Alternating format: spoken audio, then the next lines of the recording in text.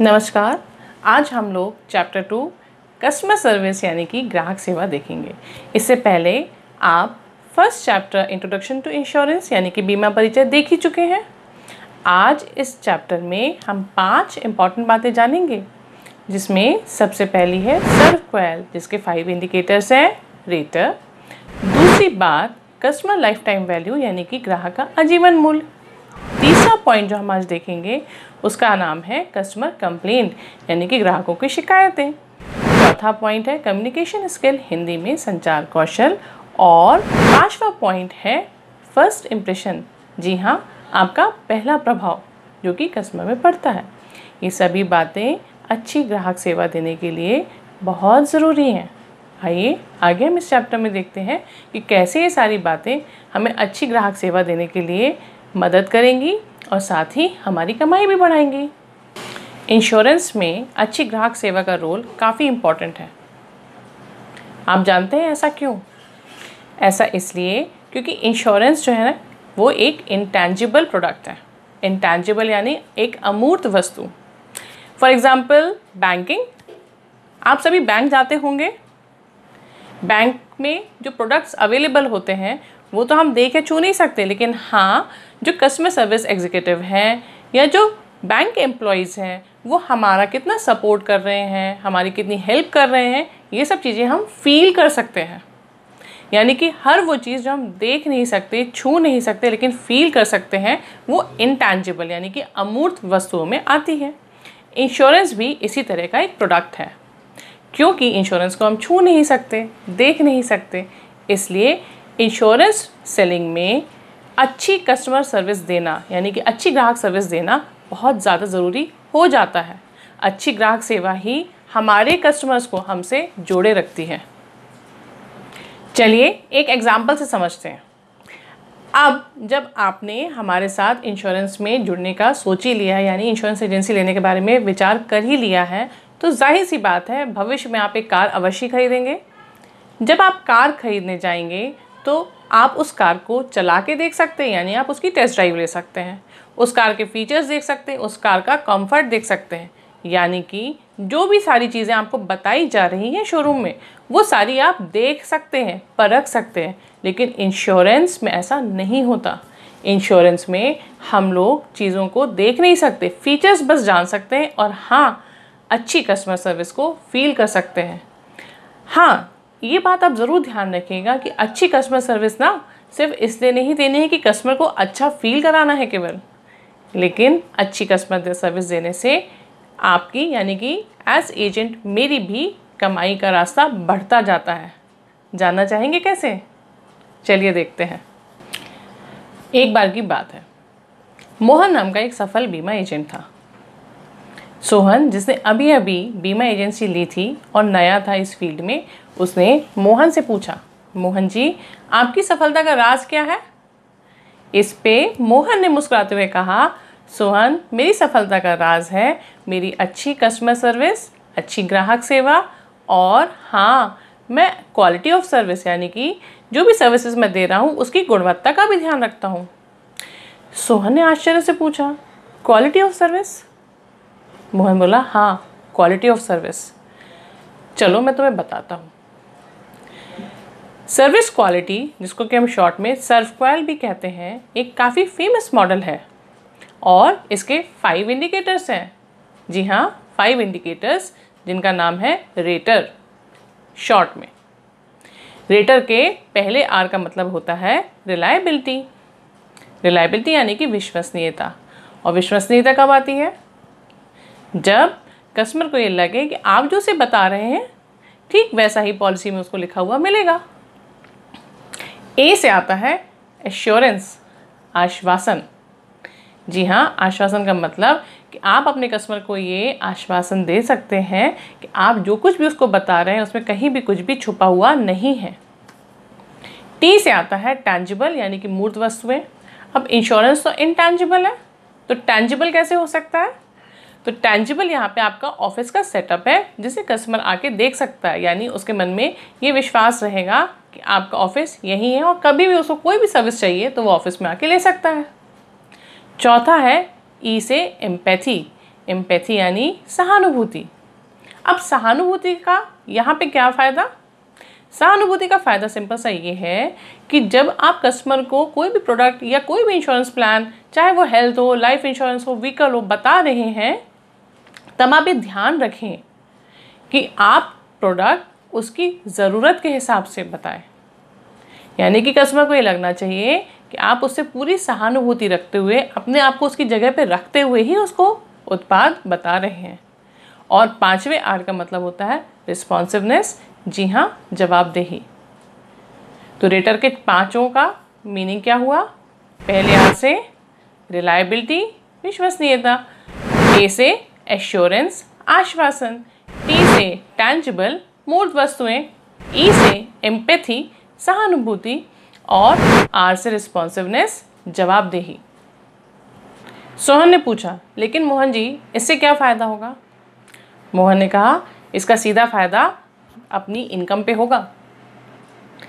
ज़्यादा अच्छी customer service यानी कि ज़्यादा सेटिस्फाइड कस्टमर, ज़्यादा सेटिस्फाइड कस्टमर मतलब ज़्यादा सक्सेस, ज़्यादा सक्सेस मतलब ज़्यादा इनकम। सोहन ने पूछा, वो कैसे? मोहन ने कहा, बताता हूँ। पहले एक बात बताओ, तुम्हारे पास कोई गाड़ी है? सोहन ने कहा, हाँ, एक कार है। मोहन ने कहा, अच्छा एक बात बताओ, कभी उस कंपनी से, जिस कंपनी की तुम्हारे पास कार है, फ़ोन आता है?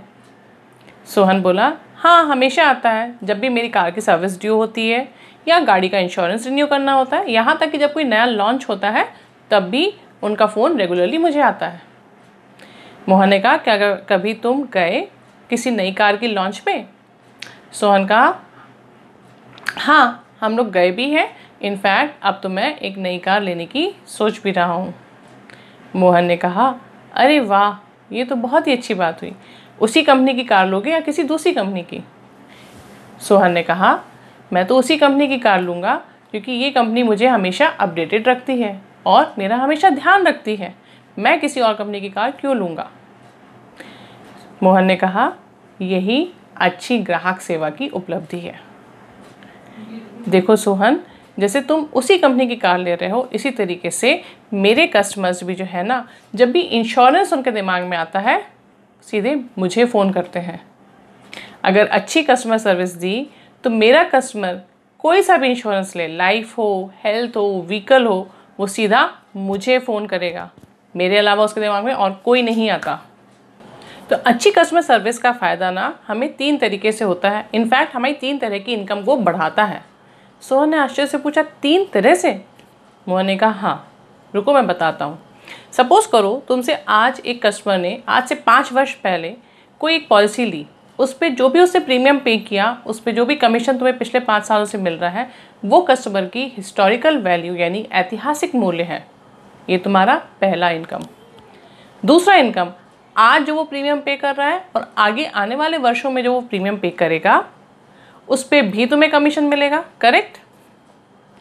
ये तुम्हारा कस्टमर का प्रेजेंट वैल्यू यानी कि वर्तमान मूल्य है। प्लस जब भी वो कस्टमर कोई नई इंश्योरेंस पॉलिसी लेना चाहेगा, लाइफ इंश्योरेंस हो या हेल्थ इंश्योरेंस हो या व्हीकल इंश्योरेंस हो, यहाँ तक कि उसके दोस्त या रिश्तेदार कभी कोई पॉलिसी लेना चाहेंगे, तब भी वो तुम्हारा ही नाम उन्हें सजेस्ट करेगा। ये तुम्हारे कस्टमर की पोटेंशियल वैल्यू है, यानी कि ग्राहक का संभावित मूल्य। और ये सारी चीज़ें एक ही बात पे टिकी हैं, तुम्हारी अच्छी ग्राहक सेवा और तुम्हारी सेवा की गुणवत्ता। इसलिए हमेशा ध्यान रखो अपने कस्टमर की historical value, present value, potential value, इन तीनों तरह की इनकम पे अगर तुम्हें फ़ायदा उठाना है तो बहुत ज़रूरी है कि अच्छी कस्टमर सर्विसेज दो। सोहन ने पूछा, मोहन जी ये तो सारी बातें हो गई, लेकिन एक बात बताइए, अगर मेरे पास कोई कस्टमर कंप्लेंट के लिए फ़ोन करता है तब मुझे क्या करना चाहिए? मोहन ने कहा, अगर कोई कस्टमर तुम्हारे पास फ़ोन करता है या उसको कोई कंप्लेंट है या कोई भी शिकायत है कंपनी से और वो तुम्हें बुलाता है, तो ये सबसे अच्छी चीज़ है। तुम्हें सबसे पहले जाकर के उसे अटेंड करना चाहिए और उसकी जितनी भी शिकायतें हैं वो जाके कंपनी में रजिस्टर करनी चाहिए। लेकिन सपोज़ करो कंपनी उसकी शिकायतों का निवारण नहीं दे पाती, यानी कि उसके कंप्लेंट्स को रिजॉल्व नहीं कर पाती, ऐसे में तुम्हारे पास और भी अलग अलग उपभोक्ता फोरम हैं। पहला है बीमा लोकपाल का, इंग्लिश में ओम्बड्समैन कहते हैं। ओम्बड्समैन जो है 20 लाख रुपए तक के जो सम एश्योर्ड हैं उस पर फैसले ले सकता है। अगर इससे ऊपर के मामले हैं तो और भी अलग अलग प्लेटफॉर्म्स हैं जहां तुम्हारा कस्टमर अपनी शिकायत दर्ज भी करा सकता है और निवारण भी पा सकता है। सोहन ने पूछा और कौन कौन सी जगह हैं, तो मोहन ने बताया IGMS, जिसको कि integrated grievance management system, Hindi में एकीकृत शिकायत प्रबंधन प्रणाली कहते हैं। इसकी वेबसाइट पे जाके भी अपनी कंप्लेंट रजिस्टर की जा सकती है। इसके अलावा डिस्ट्रिक्ट फोरम यानी कि जिला फोरम भी है, स्टेट कमीशन राज्य आयोग भी है और नेशनल कमीशन राष्ट्रीय आयोग भी है, जहां जाके कस्टमर अपनी सारी शिकायतों का निवारण पा सकता है। लेकिन ये सब उसी केस में जब कंपनी ने उसे कोई भी सॉल्यूशन ना दिया हो। और हाँ, एक बात ज़रूर ध्यान रखना, जब भी अपने कस्टमर से मिलने जाना तो ये ध्यान रखना कि तुम समय पे पहुँचो, यानी कि टाइम पे पंक्चुअल हो, तुम्हारी कम्युनिकेशन स्किल्स अच्छी हो, यानी संचार कौशल अच्छा हो, कपड़े तुम्हारे प्रेस्ड हो, साफ़ सुथरे हों, और हमेशा कस्टमर को उसकी नीड के हिसाब से ही प्रोडक्ट देना। अगर तुमने ये कुछ ज़रूरी बातों का ध्यान रख लिया तो तुम्हें इस क्षेत्र में सफल होने से कोई नहीं रोक सकता। सोहन ने कहा, मोहन जी बहुत बहुत धन्यवाद, आपने आज मेरी काफ़ी मदद की। तो याद रखिएगा दोस्तों, अच्छी कम्युनिकेशन स्किल्स और अच्छा फर्स्ट इम्प्रेशन भी काफ़ी इम्पॉर्टेंट है आपके कस्टमर के ऊपर आपका अच्छा प्रभाव जमाने के लिए। दोस्तों, आज हम लोगों ने चैप्टर 2 में क्या क्या देखा। सबसे पहले सर्व क्वेल, जिसके 5 इंडिकेटर्स थे। रेटर, दूसरा हमने देखा कस्टमर का आजीवन मूल्य, यानी कि ग्राहक का आजीवन मूल्य, कस्टमर लाइफ टाइम वैल्यू। तीसरा हमने देखा कस्टमर के कंप्लेंट्स, यानी कि ग्राहक की शिकायतें और उनके निवारण के स्थान। चौथा हमने देखा संचार कौशल और पांचवा फर्स्ट इम्प्रेशन। इसके साथ ही ये चैप्टर 2 का जो बेसिक कॉन्सेप्ट्स थे वो हमने यहाँ पे आज क्लियर किए। उम्मीद करती हूँ कि आप सभी का एग्ज़ाम बहुत अच्छे से जाएगा। All the best.